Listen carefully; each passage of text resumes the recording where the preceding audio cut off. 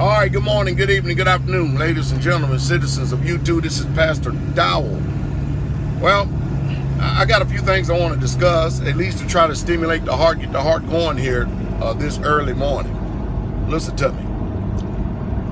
I can teach you anything, but the real question is are you willing to learn? Did you hear what I said? I said I can teach you anything, but the real question is are you willing to learn? Too many times, more often than not, I find myself teaching somebody, or at least I think that I'm teaching. Now, the truth is, I am teaching. And at the moment, it seems like that the brethren would be engaged. Well, what are you talking about? Well, if I'm teaching them how to build custom cabinets, or if I'm teaching them how to do a footing, or if I'm teaching them how to run a backhoe, if I'm teaching them how to measure, if I'm teaching them how to frame. I don't know if I said that or not already, but I'm trying to think of just a few things off the top of my head here just for a second. If I'm teaching them how to build, if I'm teaching them how to draw out stringers on the steps, I ain't go on and on. If I'm trying to teach them how to lay blocks, I'm trying to teach them about masonry and the measurements of it, I can teach you anything. But the real question is are you willing to learn? And that is the issue. That's the problem that we have today, is that everybody is being taught, but they're not willing to learn. And you can tell that they're not willing to learn because they do not retain anything that you have taught. See, out in the world, you have to literally pass a test to show that you learned. But, it's getting exhausting teaching people. I preach and I teach. I do a lot of teaching. But you can tell when you look at the reflection of people's lives that, I've taught, and everybody would tell you that I'm probably the best teacher, the best biblical teacher they have ever met in their life. The problem that we're having is that everybody that I'm teaching, they don't apply the knowledge that they say that they're learning, because that's what wisdom is. Wisdom is applied knowledge. Boy, I guess I'm coming back hot from Canada, huh? Well, and I'll give you an example, okay?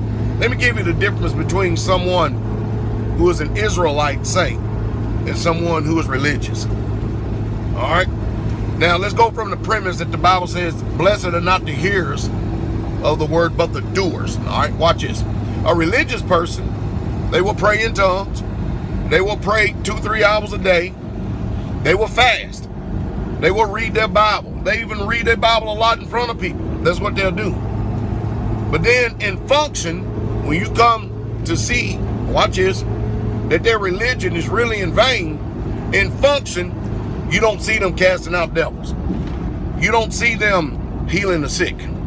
You don't see them getting outside and working with the brothers or working with the sisters in order to accomplish something, to build.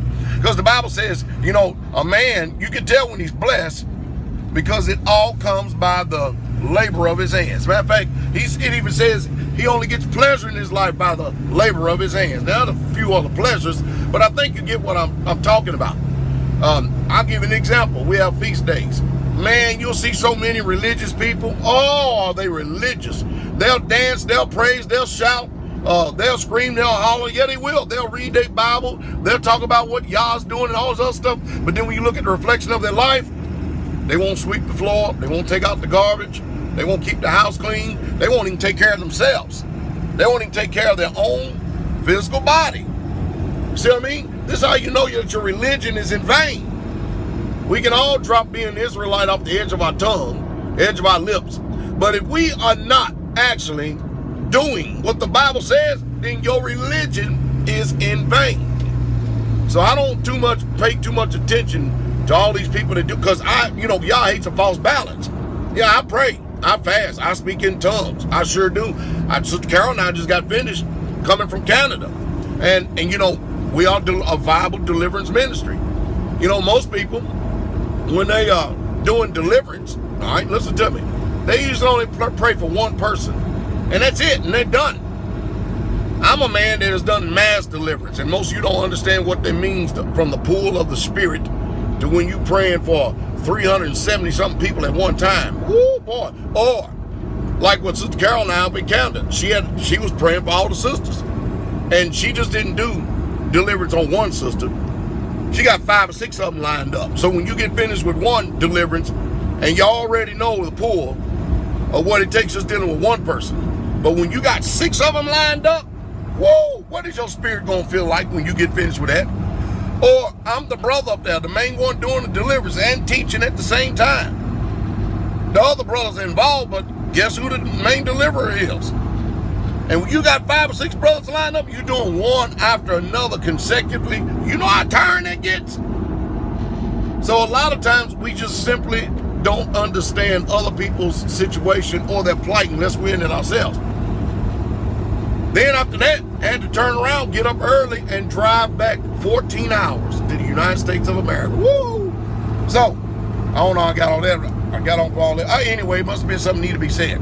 But hey, I can teach you anything, but are you willing to learn? And too many times more often than not, people are just simply not willing to learn.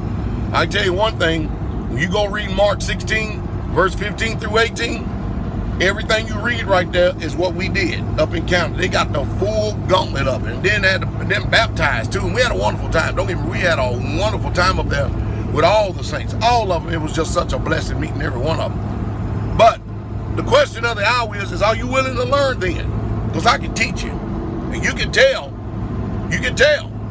that a lot of people you teach stuff, they ain't learned nothing, because you know why? They will not go out and they will not apply it. They won't do it.